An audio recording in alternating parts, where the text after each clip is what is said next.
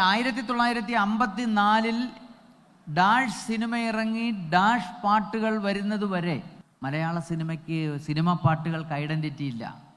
നമ്മൾ ആ പാട്ടുകൾ ഓർക്കുന്നില്ല, പാടുന്നില്ല. അങ്ങനെ 462 പാട്ട് മലയാളത്തിൽ വന്നു. 462 പാട്ടിന് ശേഷം 463ാമത്തെ പാട്ടാണ് ഇന്ന് നമ്മൾ പാടി നടക്കുന്ന പാട്ടിന് തുടക്കം കുറിക്കുന്നത്.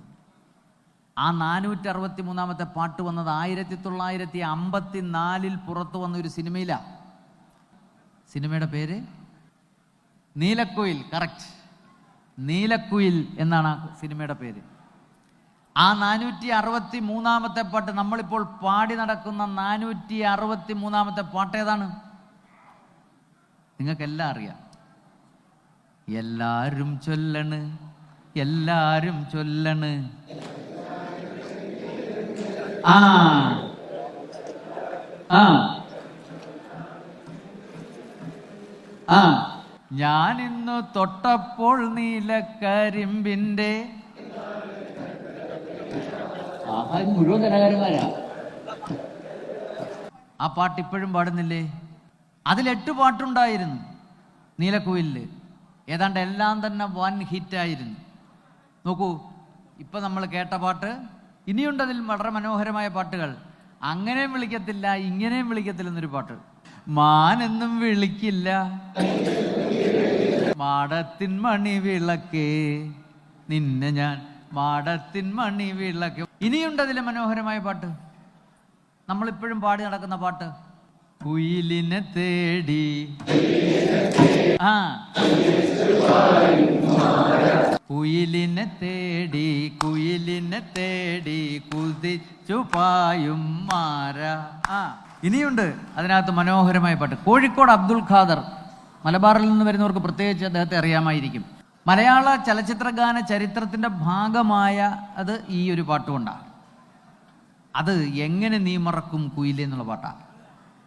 എങ്ങനെ നീ മറക്കും കുയിലേ, എങ്ങനെ നീ മറക്കും. അതത്ര ഇവർക്ക് പോരാ. അതിൽ പറയുന്നുണ്ട്, പാടം പച്ചച്ച പാവാടയിട്ടപ്പം പാവം നീ എത്ര മേലോട്ടു പൊന്തി. കാർഷിക സംസ്കാരമാണ് പറയുന്നത്.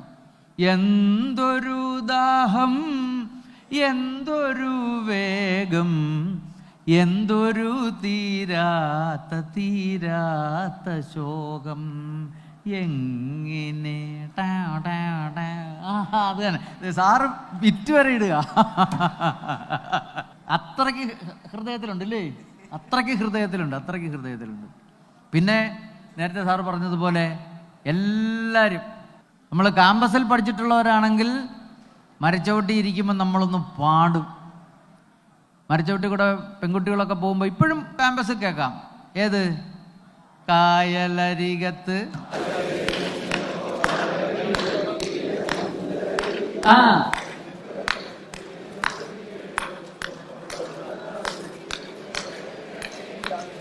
ഉണ്ടോ? ഇവരെല്ലാം പാടിയവരാ പണ്ട്. എത്ര മരച്ചോട്ടിയിരുന്ന് പാടിയതാ. ഇതൊക്കെ ഒരു ഓർമ്മ മാത്രം. അപ്പോൾ അങ്ങനെ കായലരികത്ത്. അപ്പോൾ നോക്കൂ, അതിലെ ഏതാണ്ട് എല്ലാ പാട്ടുകളും ഞാൻ പറഞ്ഞു. ആ പാട്ടുകളൊക്കെ ഇപ്പോഴും ഹിറ്റാണ്. അപ്പോൾ നമ്മുടെ പാട്ടിൻ്റെ വഴി, നമ്മൾ നേരത്തെ പറഞ്ഞ പാട്ടിൻ്റെ വിരലിൽ തൂങ്ങി നമ്മൾ അവിടെ വന്നിട്ട് അവിടുന്ന് വഴി പിരിയുകയാണ്.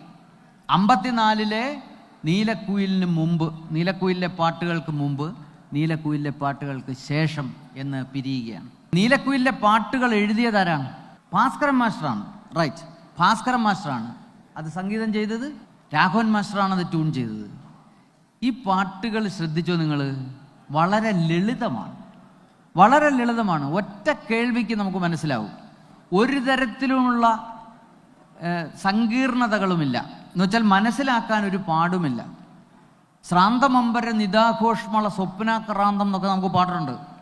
ഇതുവല്ല നമുക്ക് മനസ്സിലാവും. പക്ഷേ ഇത് ആയലരികത്ത് വലയെറിഞ്ഞപ്പം വളകിലുക്കിയ സുന്ദരി, എന്താ ബുദ്ധിമുട്ട്? ഒരു ബുദ്ധിമുട്ടുമില്ല, എളുപ്പം മനസ്സിലാവും. ഇങ്ങനെ പാട്ട് വേണം പാട്ടിങ്ങനെ വേണം എഴുതാനെന്ന് തീരുമാനിച്ചത് അതിന് മുമ്പ് ചില നാടകഗാനങ്ങൾ വെച്ചിട്ടാണ്.